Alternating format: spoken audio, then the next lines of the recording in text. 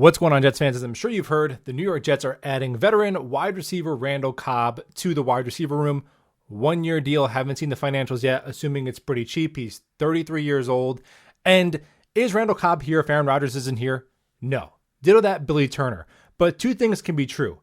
Billy Turner and Randall Cobb could be Aaron Rodgers wish list ads and also provide some pretty good depth at a reasonable price for the New York Jets. Now, Randall Cobb last year had 43 catches, 417 yards, and 1 touchdown, averaging 12.3 yards per reception. Almost identical stat line to second-year Elijah Moore last year with the New York Jets.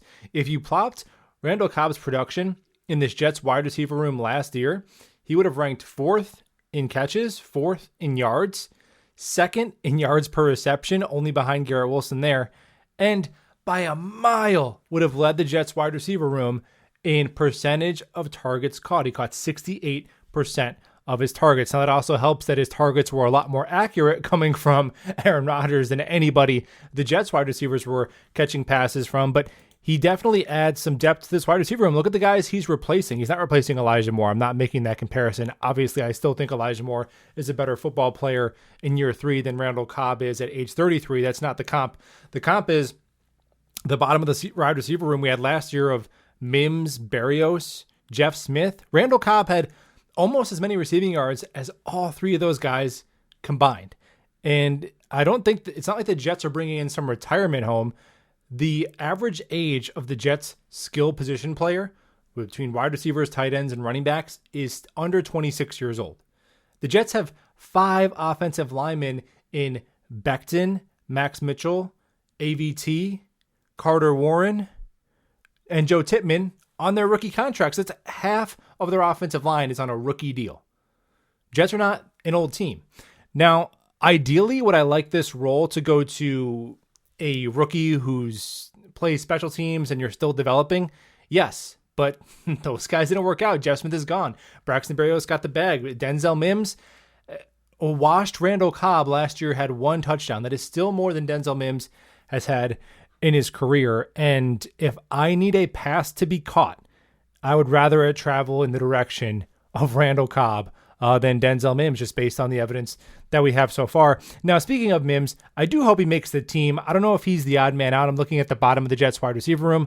Obviously, we have a long ways to go before this decision is made, but it's pretty much Mims with some undrafted free agents, I believe, will be battling it out for that final wide receiver spot. Jason Brownlee, who was undrafted out of Southern Miss, They also have TJ Luther, who they gave the biggest undrafted free agent guaranteed contract to in franchise history. So you have to think there's a good shot he makes the team. They have Irv Charles, who spent last year on the practice squad as a bigger bodied wide receiver. And with Mims, I feel similar to Mims as I do with Zach Wilson. Obviously, when we drafted Mims, I thought he was going to be a high-end wide receiver too, who can get you 800, 900 yards coming out of Baylor. That dream is now dead, just like, my dream of Zach Wilson being a Joe Burrow level quarterback is dead. But that doesn't mean that these players can't improve, and that doesn't mean that the coaching and circumstances didn't hinder their ability, right? I don't think Nathaniel Hackett or any offensive coordinator can turn Zach Wilson into Joe Burrow. But I'm sorry, if you have a good offensive staff, Zach Wilson could be just fine as your backup. Similarly to Mims, I don't think any coaching staff or any quarterback is going to turn Denzel Mims into Jamar Chase, right?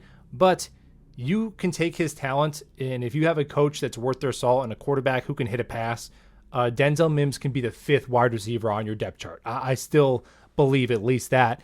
And it'll be interesting to see if they want to give him some run on special teams, which they did a little bit last year, because you're going to have to play specials to crack the roster at the wide receiver 6. That designation goes to the special teams coordinator. That's their decision. So hopefully Mims gets some run there. And if he's not going to make the team, I would have wished they could have at least flipped him for a 6th round pick than just cutting him before his final year. But that's all stuff that we have weeks and months to settle. Thank you for hanging out today. We'll talk ball soon.